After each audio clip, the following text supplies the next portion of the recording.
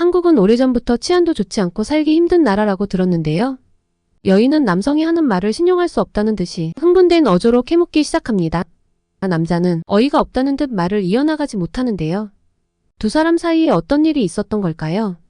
안녕하세요. 해외 감동 사연을 소개해드리는 감동 스위치입니다. 모든 분들 진심으로 감사드리며 시작하도록 하겠습니다. 안녕하세요. 저는 캐나다 출신의 일러스트 작가 노아입니다. 일본을 거쳐 현재는 한국에서 살고 있습니다. 지금 제가 한국에 살고 있다는 것 자체가 사실은 믿어지지가 않아요. 저는 어린 시절부터 일본의 만화책, 애니메이션 등을 너무 좋아해서 일본에 대한 동경심에 빠져 있었는데요. 바로 제 단짝 친구이며 중학교, 고등학교 내내 옆집에 살며 함께한 제시 덕이었지요. 저는 매일같이 제시와 어울렸고 그녀의 집에서 같이 공부도 하고 그림도 그리고 일본의 애니메이션 등을 보면서 시간을 보냈어요. 제시의 어머니는 일본 분이셨고 무척 상냥하고 좋은 분이셨지만 때때로 저희를 타이르거나 꾸중하실 땐 한국인이 잡아간다던가 도깨비가 나타난다거나 동양에 관련된 미신 같은 이야기일까 싶은 다른 집들과는 조금 다른 방식으로 아이들을 겁주시거나 주의를 주셨는데 어릴 때 전 한국이 일본에 속한 도시이거나 마을이겠거니 생각했을 정도입니다. 자라면서 한국이라는 나라가 따로 존재한다는 걸 알게 되었고 하루는 제시의 어머님에게 한국에 대해서 물어보았어요. 그녀가 말하길 한국은 애초에 시작이 노예와 범죄자들의 땅이었는데 일본에 와서 약탈을 가하고 아이와 여자들을 잡아가며 살인 방화 등 끊임없이 악행을 벌이고 이걸 가만히 볼 수 없었던 일본의 왕이 군대를 이끌고 가서 그들을 제압하였더니 먼저 일본에 엎드려 속국이 되기를 희망하였고 일본의 왕은 너그럽게 그들을 받아주어서 일본의 영토가 되었었다. 일본 본국의 사람들은 미개한 한국인들을 불쌍히 여겨 지식을 전달한다든지 교육과 물자 등 많은 도움을 주었는데 어느 정도 먹고 살게 되니까 그들은 고마움은 모르고 되레 일본의 위해를 가하고 일본의 영토에서 독립해 한국이라는 다른 국가가 되었지만 옆에 붙어서 사사건건 트집을 잡고 일본을 못살게 굴며 회방을 놓는 등 그때의 기억을 잊지 못하는 일본의 어르신들을 통해 한국인들의 잔인함이라던가 그들에게 해코지 당하는 이야기 등이 많이 남아있으며 현재에도 한국은 아시아에서 가장 살기 힘들고 비위생적이며 범죄자 특히 인신매매가 성행하는 매우 위험한 나라이고 특히 대부분의 한국인들은 일본인들에게 열등감과 피해의식이 있어서 외국에서도 잘못을 저지르면 일본인인 척 위장을 한다던가 계속해서 일본에 피해를 주는 파렴치한 나라인 것. 이렇게 듣고 보니 정말 뭐 저런 나라가 다 있을까 끔찍하지 않을 수 없었어요. 왜 한국인이 잡아간다는 위협으로 아이들에게 주의를 주는지 이해할 수 있겠더라고요. 그렇지만 뭐 나랑은 상관도 없는 먼 나라 이야기인데다 중요하지도 않았어요. 어느덧 시간이 흘러 대학에 진학할 때도 어린 시절의 영향을 받아 애니메이션 학과로 정했습니다. 관련해서 일본에 취업하고 일본에서 살아보는 게 꿈이 되었거든요. 그러던 어느 날 졸업을 얼마 안 남기고 정말 기적 같은 일이 벌어졌습니다. 원화가로 현지에서 고용의사를 밝혀왔고 숙소도 회사에서 제공하겠다고 하니 마다할 이유가 없었습니다. 오히려 너무 좋은 기회인 것만 같아서 저는 가족들을 설득하며 절친인 제시에게 이 소식을 전했어요. 너무 행복해하며 일본으로 갈 준비를 했습니다. 꿈에 그리던 일본에서의 생활이 시작되는 거니까요. 마음은 꽃밭에 가 있었습니다. 꿈이 이루어진다며 콧노래가 절로 나왔습니다. 이때까지는요. 일본 현지에 도착하자마자 뭔가 잘못된 걸까요? 시차 전달이 잘못돼서 공항에서 노숙을 하게 된 상황이 벌어졌습니다. 타지에서 섣불리 움직일 수도 없고 딱히 방법이 떠오르지도 않고 하는 수 없이 뜬 눈으로 밤을 지새웠습니다. 다음날 회사와 연락이 닿았는데 인력이 부족하다며 회사까지 직접 찾아올 수는 없겠느냐며 황당한 소리를 하는 거였습니다. 현지에 처음 오는 외국인한테 이게 무슨 말도 안 되는 처사인 건지 이해가 가질 않습니다. 일본에선 외국인의 경우 짐도 풀어야 하고 관공서며 동사무소에 신고도 해야 하는 등 정리하는 시간을 3에서 4일 정도 준다고 하는데 넉넉하게 일주일 정도 시간을 더 줄 테니 천천히 한번 찾아와 보라는군요. 그리고 담당자 전화번호를 알려주고는 도착해서는 그쪽으로 연락하라며 통화를 마쳤습니다. 일단 이동은 해야겠다 싶어서 주변을 둘러봤는데 친절하고 상냥한 일본인들이라더니 길을 물어보려는데 웃으면서 도망치는 것 같았습니다. 심지어 전 일본말로 부르고 있는데도 불구하고 그들은 빠른 걸음으로 지나쳐버려서 도저히 길을 물어볼 수 있는 상황이 못 되었고 한참을 헤매다 겨우 안내데스크를 찾아 직원에게 길을 물어보는데 그 일본인 여성의 영어는 제가 못 알아듣겠고 그녀 역시 저의 일본어를 못 알아듣는 웃지 않을 수 없는 상황이 벌어졌습니다. 저 나름대로는 꽤 열심히 일본어를 준비했다고 생각했는데 그녀와의 의사소통이 너무 어려워서 진이 다 빠졌고 일본에 온 지 하루 만에 공항에서 나가보지도 못하고 모든 걸 포기하고 싶어지는 순간이었습니다. 우여곡절 끝에 나리타 공항에서 버스를 타고 도쿄에 도착한 저는 공항에서와 마찬가지로 갈 길을 잃고 또 미아가 되어버렸습니다. 대략 점심시간쯤이기도 하고 너무 배도 고프고 담당자에게 전화를 걸고 상황을 설명했더니 다행히도 담당자는 친절하게 먹고 싶은 걸 말해보라며 물어보더니 전화상으로 계속 방향을 지시했고 저를 한 가게 앞으로 안내했습니다. 점원에게 전화기를 건네주자 주문도 대신해 주셨고 천천히 식사를 하시는 동안 데리러 오시겠다며 전화를 끊었습니다. 분명 일본인들이 동그란 눈을 하며 맛있다고 극찬을 해대던 그 음식일 텐데 친구인 제신의 어머니가 만들어준 음식과 얼핏 비슷하기도 한데 너무 느끼하고 역한 데다 또 젓가락질은 왜 이렇게 어려운지 배가 고픈데도 불구하고 만족스러운 식사를 할 수가 없었습니다. 문득 그 담당자라는 사람이 날 골탕 먹이려고 엉뚱한 다른 음식을 주문한 게 아닌가 싶어서 짜증도 나더라고요. 억지로 식사를 마치고 약간의 시간이 더 지나고 나서야 담당자가 찾아왔고 형식적인 인사를 나누면서 숙소를 찾아갔습니다. 번화가를 뒤로하고 한참을 걸어서 외진 골목들을 지나 오래되고 허름한 원룸 오피스텔 느낌의 낡은 건물에 너무나 협소한 공간. 한숨이 나오지만 어쩌겠어요. 제가 선택한 일인걸. 담당자는 본인을 초이라고 소개했는데 초이 씨의 도움을 받아 동사무소를 찾아가 주거 등록을 하는 한편 편의시설이라던가 궁금한 게 생길 때마다 많이 귀찮게 해드렸던 것 같습니다. 새삼스럽지만 형편이 영 좋지 않았습니다. 열정페이라고 하던가요. 숙소도 무료는 아니었고요. 월세와 각종 사용료, 식비 등을 제하면 실질적으로 제 손에 들어오는 돈도 상당히 적은 금액이란 걸 체감하게 되었습니다. 나중에 알게 된 사실을 더하자면 업계 특성상 급여는 적고 잔업이 많은 데다 이미 모두들 꺼려하는 직종이었습니다. 막상 업무에 관한 부분도 당장 어떤 일을 담당하기보다는 보조 어시스트나 해외 다른 회사들과의 소통 창구 역할이 강했습니다. 덕택에 다른 분들에 비하면 비교적 업무 강도라던가 기대치는 낮았는데요. 분위기에 휩쓸리듯 하루하루 어느덧 2달이 지나버렸고 그제야 시야가 트이는 듯 흐름이라던가 여유라고 할 정도까지는 아니어도 보이지 않던 것들이 보이기 시작했습니다. 우선 이 일은 제가 어릴 때부터 동경하고 꿈에 그리던 만화가나 작가 일과는 전혀 무관한 일이었고 방향 자체가 맞지 않았습니다. 일뿐만 아니라 일본인들도 저와 맞지 않았어요. 근무 시간이라던가 노동에 있어서 불합리한 부분은 두리뭉실하고 말도 안 되는 핑계를 대며 자기 일을 남에게 넘기는 방식도 마음에 들지 않았고 사람들 사이에 관계도 같은 것도 조금씩 보이기 시작했습니다.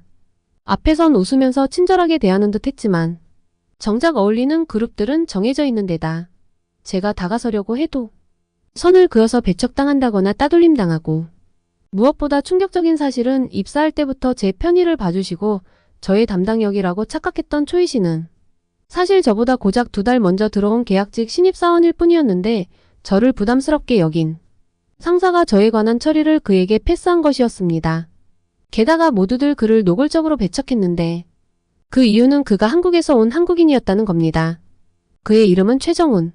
모두가 초이상 하며 불렀는데 일본인들은 정이라는 발음도 최라고 하는 발음도 잘 되지 않으니 영문표기 초이를 그렇게 부르는 것이었습니다. 일본인들은 을에 친하지 않은 사람에겐 성으로만 부르고 이름은 부르지 않는다고 해요. 친해진 사람의 이름을 애칭으로 변형해 부르는 것이라면 이해가 가지만 친하지 않은 사람이기에 예의를 차린다며 그를 성씨만으로 부르는데 자기네들이 발음이 안 되니 마음대로 변형해서 전원이 그렇게 부른다는 게 상식적으로 맞는 것인지 의아해지기 시작했습니다. 한 번은 여직원들끼리 모여서 잡담을 하는 걸 들어보니 한국인만 아니면 나쁘지 않을 텐데 일본인과는 다르게 키도 크고 잘생겼지만 한국인이어서 안 된다며 자기들끼리 품평들을 늘어놓더군요. 어릴 때 제시 어머니에게 들은 이야기가 불현듯 떠올랐는데요.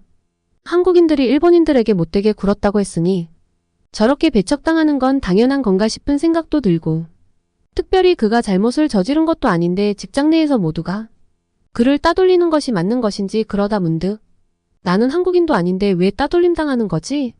라며 의구심이 생겼습니다. 이곳의 생활이 이어질수록 어린 시절 만화 속에서 보던 일본인들의 선량함, 정의로움, 포용력, 은 어디에서도 찾아볼 수 없고 자기들끼리 무리지어서 타인을 비방하고 따돌리는 이중적인 모습들에 점점 눈살이 찌푸려졌습니다. 지켜본 바에 의하면 정훈 씨는 매우 괜찮은 사람처럼 보였습니다. 성실하고 부지런하며 상하관계가 바로 서 있고 상사의 호통에도 불평하는 기색 없이 오히려 먼저 기분을 맞춰주려고 애쓰는 모습이 역력했습니다. 그런다고 그에 대한 직장의 분위기가 나아지는 것도 아니었는데 말이지요. 하루는 모두들 한산해하며 다들 일찍 퇴근하는 분위기여서 운이 좋은 날이구나 기분 좋게 집에 가려는데 정훈 씨가 같이 밥이나 먹는 건 어떠냐며 말을 걸어왔고 저도 싫지 않아서 함께하기로 했습니다. 먹고 싶은 걸 말해보라며 저를 쳐다보는데 처음 일본에 와서 통화할 때가 생각나서 잠시 웃음이 나오기도 했습니다. 특별히 뭐가 생각나는 건 없으니 정훈 씨가 먹고 싶은 게 있으면 그걸로 하자고 말했어요. 그와 같이 간 곳은 전문 피자집이었어요. 입구에 들어서는 순간 치즈향에 매료돼 버렸습니다. 사실 퇴근 후 혼자 먹는 저녁은 대부분 편의점에서 때우는 일이 많았고 제대로 된 식사를 한 게 언제인지 오랜만에 너무 행복하게 식사를 마치고 배가 부르니 드는 생각은 꽤 비싼 가게 같은데 내가 얼마를 보태야 할 것인지 걱정이 들기 시작했습니다. 아주 여유가 없는 건 아니었지만 예상하지 못했던 지출이었으니까요. 이런 생각을 하고 있는데 정작 정훈 씨는 값을 다 치르고 계산서를 보여주지도 않았습니다. 가격이 얼마였는지 내가 얼마를 드려야 하는지 물어보자. 그는 자기가 사는 것이라며 신경 쓰지 말라고 하는 겁니다. 정 신경 쓰이면 커피나 한 잔 사라며 카페로 이동했고 저는 선뜻 이해가 가지 않아 당신네 나라가 어려워서 일본까지 돈을 벌러 온 것일 텐데 부담을 주고 싶지 않다고 의사를 표현했더니 정훈 씨는 황당한 표정을 하면서 어디서 무슨 말을 들은 거냐며 궁금해하기 시작했습니다. 저는 잘은 모르지만 아시아에서 가장 가난한 나라라고 들었다. 그러자 정훈 씨는 웃음이 터져서는 배꼽을 움켜쥐며 더 해보라고 어떤 이야기가 더 있냐고 자세히 말해달라고 하는 것이었습니다. 뭔가 민망해졌고 내가 들은 이야기를 당사자에게 해도 되는 건지 고민해보다가 몇 마디 덧붙이려고 하자 주머니에서 스마트폰을 꺼내 무언가를 보여주기 시작합니다. 한국의 모습들과 풍경들, 소득 수준이 그려진 그래프 등 여러 가지 지표를 보여주는데 평소 관심이 없었던 제가 한눈에 다 알아볼 수는 없어도 뭔가 내가 알고 있는 이야기랑은 많이 다른 것 같았습니다. 재차 흥분된 어조로 한국은 오래전부터 치안도 좋지 않고 살기 힘든 나라라고 들었는데요. 하고 물었더니 정훈 씨는 어이가 없다는 듯 말을 멈추더니 또 스마트폰으로 무언가를 찾아서 링크를 보내주셨는데 영어로 번역된 임진왜란과 이순신 장군의 이야기 그리고 한국과 일본과의 관계 등에 관련된 동영상들이었습니다. 시간이 들어도 꼭 보아야 할 것들이라면서 본인이 일본에 와 있는 건 한국이 가난한 나라여서가 아니며 저와 마찬가지로 어릴 때 일본의 애니메이션을 보며 동경했던 일본의 모습을 직접 느껴보고 싶어서였고 오히려 한국의 회사들에 비해 많이 열악하다면서 시시콜콜한 이야기들을 나누다 보니 저와도 접점이 많았고 마음이 맞는 듯 했습니다. 집에 돌아와 정훈 씨한테 받은 영상들과 따로 구글을 검색하면서 알게 된 사실은 제시의 어머니한테 들은 이야기는 한결같이 정말 엉터리였어요. 한국에 대해 호기심이 생겼고 이순신 장군님의 영상을 보면서 감동하지 않을 수가 없었습니다. 정훈 씨는 객지에서 혼자 고생하고 있을 저에게 마음을 써준 것이었는데 저는 엉뚱한 착각을 하고 있었던 것이 부끄러웠던 한편 그에게 깊은 호감이 생겼고 더 친근하게 느껴졌는데요. 반면 우리가 친근한 모습을 보일 때면 주변의 일본인들은 안 입고 온 듯 시샘을 하기 시작했습니다. 우리는 점점 주말도 함께하고 자연스럽게 커플이 되었습니다. 그리고 결국 황당한 일이 벌어지고 말았는데요. 평상시에도 무리하게 자기 일을 떠넘기던 상사가 정작 자기가 책임져야 할 부분에 대해서 정훈 씨에게 책임을 전가하고 회사에서 나가야 할 상황이 벌어진 것이었지요. 물론 그가 엉뚱한 오명을 쓰고 있다는 걸 모두가 알고 있었지만 누구 하나 그를 위해 대변해주는 사람이 없었다는 게 더 화가 났습니다. 정훈 씨가 없었다면 이런 곳에서 나 혼자 버티고 있을 수 있었을지 저 또한 남아있을 이유가 없다는 생각이 들었습니다. 생각을 정리하고 정훈 씨에게 같이 한국에 가보고 싶다고 의견을 내었더니 한국에선 업무 방식도 다르고 무엇보다 지금 하고 있는 일을 계속할 수 없을 수도 있다며 저를 걱정해 주더군요. 전 이미 일본에서 사는 것의 의미를 잃었으며 캐나다로 돌아갈 수도 있지만 그 전에 한국도 꼭 한번 보고 싶다고 이야기했고 그렇게 우리는 일본에서의 삶을 정리하고 한국에 오게 되었는데요. 처음 저를 마주하게 된 정훈 씨의 부모님들은 일본에 갔는데 어떻게 서양인 며느리를 데려왔냐면서 너무 놀라셨고 달가워하지 않으시는 듯해서 걱정을 많이 했습니다만 어머님도 아버님도 금세 저를 마치 친딸인 것처럼 살갑게 대해주셨습니다. 뿐만 아니라 정훈 씨에겐 저와 나이가 같은 여동생이 있었는데요. 저를 너무 좋아하는 눈치였고 하루하루 웃음이 떠나질 않는 즐거운 시간을 보내게 되었습니다. 처음 한국에 오게 될 때까지만 해도 혹시 모를 걱정과 두려움이 끊이질 않았는데 막상 한국에 와서 지내보니 일본과는 비교할 바가 아니었던 것이 한국인들에게선 정을 느낄 수 있었습니다. 생김새도 다르고 언어도 다른 저였지만 곳곳에서 따뜻하게 포용해주고 배려 넘치는 사람들 덕에 저는 한국이 너무 좋아졌습니다. 우리는 결혼을 하고 정훈 씨는 얼마 지나지 않아 한국에서 일자리를 찾았습니다. 주말엔 가족들 모여서 식사도 하고 여가도 즐기며 한국에서 매우 만족한 삶을 살고 있습니다. 이번 사연은 여기까지입니다. 여러분 곁에 늘 행복이 함께하기를 기원하면서 오늘의 이야기를 마칩니다. 감사합니다.